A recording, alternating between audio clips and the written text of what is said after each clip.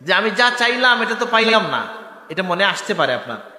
আসলে এবং কোনো কিছু নাই যে চাইলে পাওয়া যায় না, বরং হাদিস শরীফের মধ্যে এসছে, আল্লাহ উলামায়ে কেরাম এটার ব্যাখ্যা করেছেন যে আল্লাহ তিনভাবে দেন, সাথে সাথে দেন, না হয় সময় মতো দেন, আর না হয় এটাকে আখেরাতের জন্য জমা রাখেন। কিয়ামতের ভয়াল দিনে যখন বান্দা আটকে যায়, এটাকে ওজনের মধ্যে দিয়া তার নেকির পাল্লাকে ভারী করে পার করে দেন। সেজন্য দোয়া, আর দোয়া হুয়াল ইবাদা, দোয়া নিজেই একটা ইবাদত। আপনি যখন বললেন ইয়া আল্লাহ আমার ছেলেটা বিদেশে কষ্টে আছে, আপনি তাকে ভালো রাখেন, দোয়া যে করছেন, এই বাক্যটাও আল্লাহর কাছে জিকির হিসাবে, একটা ইবাদত হিসাবে লিখিত হয়ে যায়। সুবহানাল্লাহ। এই জন্য আমরা আল্লাহর কাছে দোয়া করব এবং আমরা নিজের অন্তরাত্মাকে পবিত্রকরণের চেষ্টা করব, আল্লাহর ওলিদের অনুসরণে। আল্লাহ আমাদেরকে তৌফিক দান করুন। আমি শেষ করতে চাই আমার বক্তব্য যে হযরত বদরপুরি রহমতুল্লাহ আলাইহি বা যারা আমাদের পূর্বসূরি বুজুর্গ ছিলেন, তাদের জীবন থেকে বলা।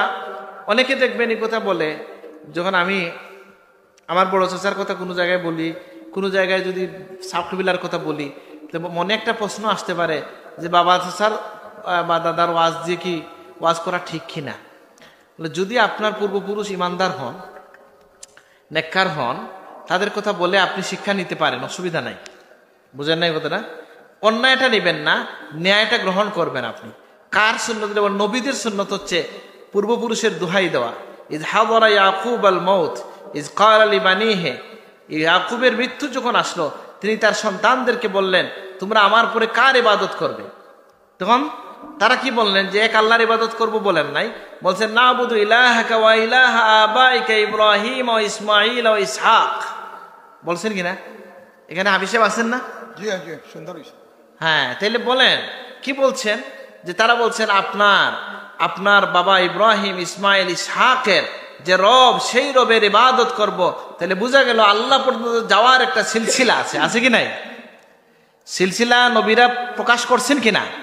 পড়েছেন। সুতরাং আমরা এই জন্য বদরপুর রহমতুল্লাহর কথা, ওনার খোলাফাদের কথা আমাদের সামনে, এবং যেহেতু ওনারা খুব নিয়ারেস্ট, কাছাকাছি সময়ের মানুষ, আমরা এটা বলতে পারি। দেখেন অনেক মানুষ কত ধরনের ব্যাখ্যা।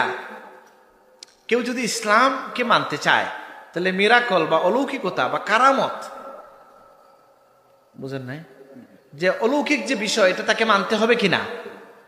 যে লোক আল্লাহর অলির কারামত মানবে না, সে কিছুদিন পরে নবীর মেরাজও মানবে না। বুঝেন নাই কথাটা? কারণ অলি আল্লাহর কারামত যদি কেউ সবাই সর্বব্যাপী অস্বীকার করে, তাহলে কুফরিমূলক অপরাধ হবে। কারণ কোরআনে কারামতের উল্লেখ আছে, আছে কি নাই? মরিয়ম আলাইহিস সালামের কারামত আছে কি নাই? আছে। আর অনেক কারামত আছে। তাইলে কারামত একটা বিষয় তো আছে। আর এটা বোঝার জন্য বুদ্ধি কাজ করে কিনা, বলে বুদ্ধির বাইরে যেটা, ওইটাই তো কারামত। বুঝেন না কথাটা? আর আমি শুনলাম বাংলাদেশের এই বিপ্লব উত্তর সময়ে একজন আসছে, মানে একজন কোন একটা দায়িত্ব পেয়েছেন, উনি একটা ব্যাখ্যা দিছেন যে শাহজালাল রহমতুল্লাহ আলাইহি যে মুসল্লা দিয়ে পার হইছেন, এটার ব্যাখ্যা হইতেছে উনি তো আরব দেশ থেকে আসছেন, তো আরব দেশের মুসল্লাগুলো ছিল এই চামড়ার, আর চামড়ার মুসল্লা তো হয় না, ওই পানিতে ডুবে না, সুতরাং এটা দিয়ে তো পার হইতেই পারেন। আচ্ছা বুঝেন, এই লোককে আমি নিন্দা করছি না, জেনারেলি শিক্ষিত মানুষ, তো উনি কি কারামতটা বুঝতে পারছে? বুঝতে পারেন না উনি। যে কারামত একটা, এটা বিশ্বাসের জায়গা থেকে এটা বুঝতে হবে যে কারামত একটা বিষয় আছে, যেটা আল্লাহ তার বান্দাকে এটা দান করেন। আপনি ইসলাম যদি কবুল করে থাকেন, তাহলে আপনাকে এটা বিশ্বাস করতে হবে, এবং এটা ঘটেছে। আর এই ক্ষেত্রে এই সমস্ত বুজুর্গানে কেরাম যাদের জীবনে এগুলা ঘটছে, মানুষ দেখছে, তখন বিশ্বাসটা আরো মজবুত হয় না? এই যে আমি শুনলাম যে ওনার জীবনীতে পড়লাম যে ওনার আত্মীয় কেউ অসুস্থ হয়েছেন, স্বপ্নে দেখছেন যে উনি বলছে আপনি ইয়েতে যাইয়েন না, এই ডাক্তারে যাইয়েন না, আপনি সুস্থ হয়ে যাবেন, আমি দোয়া করছি আপনার জন্য। সত্যি উনি সুস্থ হয়ে গেছেন, আলহামদুলিল্লাহ। তাইলে দোয়ার কারণে বা আল্লাহ ওলিদের সোহবতে আল্লাহ তাআলা তাদের হাতের মধ্যে বা এটা গুণ দিছেন, এটা আল্লাহ দিতে পারেন।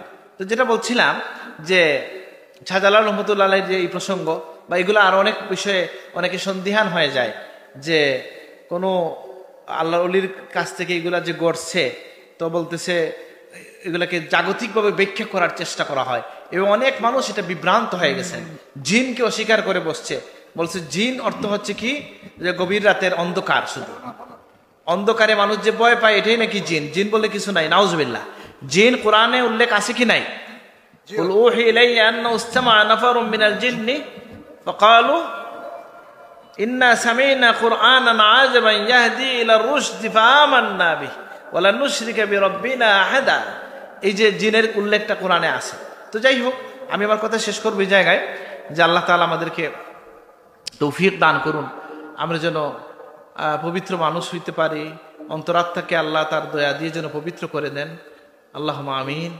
আমরা অন্তরাত্মা পবিত্র করার কি কি পন্থা আছে সেটা আমরা বুঝলাম। একটা হচ্ছে জিক্রুল্লাহ, জিক্রুল্লাহর মধ্যে উত্তম হচ্ছে কোরআনের তেলাওয়াত। মানুষ যদি কান্নাকাটি করে তাহলে তার কি হয়, মানে কান্নাকাটির মধ্য দিয়ে মানুষের অন্তর পবিত্র হয়। মানুষের যদি কোনো বিপদ আসে, সেই বিপদের মধ্য দিয়ে আল্লাহ তারকে গুনার থেকে পবিত্র করে দেন। সুবহানাল্লাহ। আচ্ছা, তাহলে মুমিনের জন্য কোনো পরীক্ষার মধ্যে যদি সে পড়ে যায় যেন সে বিরক্ত হয় না। নবীজি বলছেন মুমিন আজাবান লিল, মুমিনের ব্যাপারটা খুব বিস্ময়কর যে সে যদি কোনো কিছু আল্লাহর কাছ থেকে পায় শাকারা, শুকরিয়া আদায় করে, আর যদি না পায় সবরা, সে ধৈর্য ধারণ করে।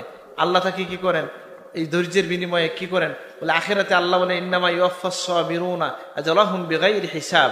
দুনিয়ায় যারা ধৈর্য ধারণ করেছে আমার জন্য, আমার দিকে তাকাইয়া, আমি তাদেরকে কি করি, বেহিসাব আখিরাতে তাকে বুঝাইয়া দিই। সুবহানাল্লাহ। তো এই জন্য আমরা এই তাজকিয়ার যে পন্থাগুলা, সোহবতে সালেহিন, এটার মধ্য দিয়া যাদেরকে দেখলে আল্লাহর কথা স্মরণ হয়, যা উযুকির আল্লাহ, এটার মধ্য দিয়া আমরা যেন তাজকিয়া অর্জন করতে পারি, আলোকিত মানুষে পরিণত হইতে পারি। আল্লাহ তৌফিক দান করুন, আমিন। আমার কথা আমি শেষ করলাম এখানে। মা আলাইনা ইল্লাল বালাগ। আসসালামু আলাইকুম।